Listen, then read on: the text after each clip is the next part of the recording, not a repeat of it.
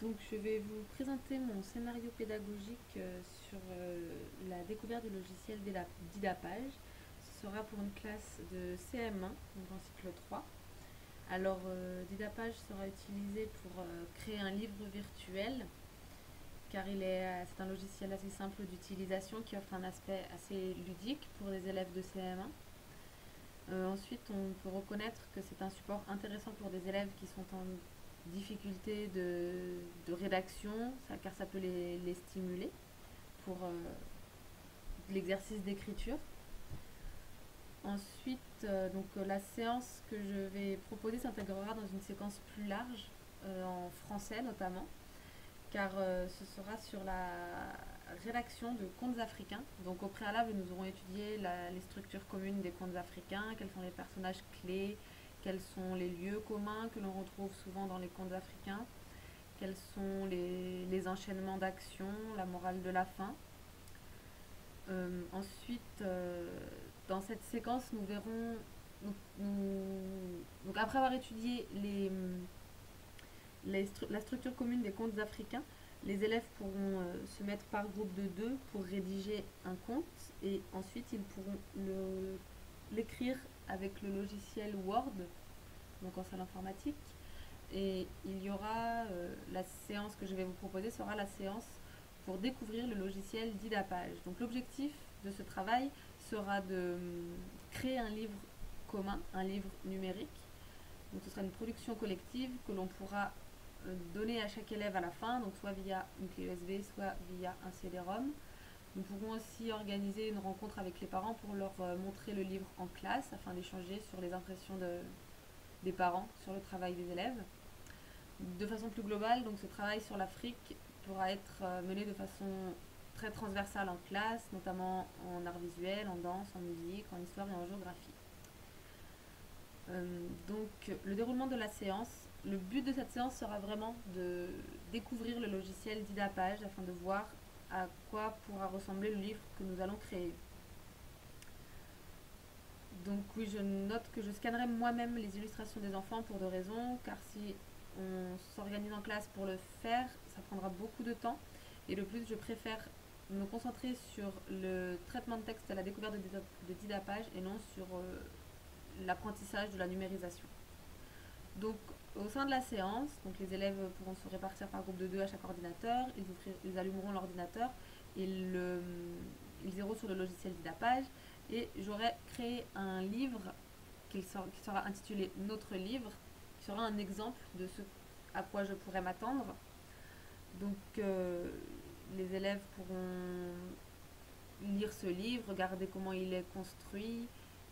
Nous pourrons, parce que j'aurai avec un système de partage d'écran, je pourrai leur montrer les différentes manipulations qu'ils seront amenés à faire, notamment,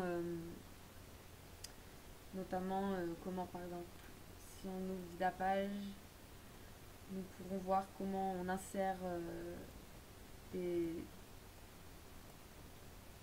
des données avec par exemple la fonction éditer pour pouvoir insérer des choses, des textes, des croquis, des zones de saisie. Voilà. Donc nous prendrons un moment pour découvrir cela. À l'issue de ce travail, donc, nous pourrons déterminer une trame commune pour chaque page pour voir de quel côté sera l'illustration, où est-ce que sera écrit le texte, le nom des auteurs, le titre du conte. Voilà, et pour terminer donc cette séance, nous pourrons faire un travail sur le copier-coller. Donc je leur montrerai avec le partage d'écran comment fonctionne un copier-coller pour insérer les textes dans la page du livre. Donc à la fin de cette séance, nous pourrons commencer à nous répartir le travail. Certains enfants qui auront bien avancé, qui auront terminé d'écrire leur texte sur Word, pourront l'insérer sur la page. Pendant ce temps, d'autres enfants pourront finir d'écrire leur texte dans Word.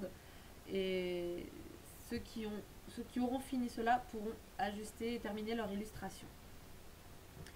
Donc j'ai prévu un PowerPoint à passer en classe le jour de cette séance qui se passe comme ça. Donc d'abord nous rappellerons la séquence, le fait que nous avons lu des histoires avant, puis analysé les contes, nous avons choisi et illustré des histoires, enfin créé et illustré des histoires, puis nous allons les insérer. Ensuite nous ouvrirons Didapage, nous pourrons regarder, donc c'est le livre d'exemple que j'aurais créé. Ça c'est l'exemple de page type, donc pour que l'on se mette d'accord sur le schéma commun de chaque page. Et ensuite un exemple de copier-coller, pour expliquer comment on peut copier un texte et le coller dans la page de Didapage. Et ça, ce sont les consignes finales pour les enfants pour qu'ils puissent se répartir. Donc nous nous répartirons. Pour cette séance, nous n'aurons certainement pas le temps de tous passer, mais nous pourrons revenir d'autres fois. Et enfin, j'ai aussi préparé des documents de formation à remettre aux élèves pour qu'ils les gardent, pour qu'ils aient une trace. Notamment ce travail sur le copier-coller, puis aussi un petit tutoriel sur le logiciel Didapage pour qu'ils sachent comment s'en servir, comment créer un livre, la barre des tâches, comment ajouter du texte, comment éditer une page. Voilà, j'ai terminé avec la présentation.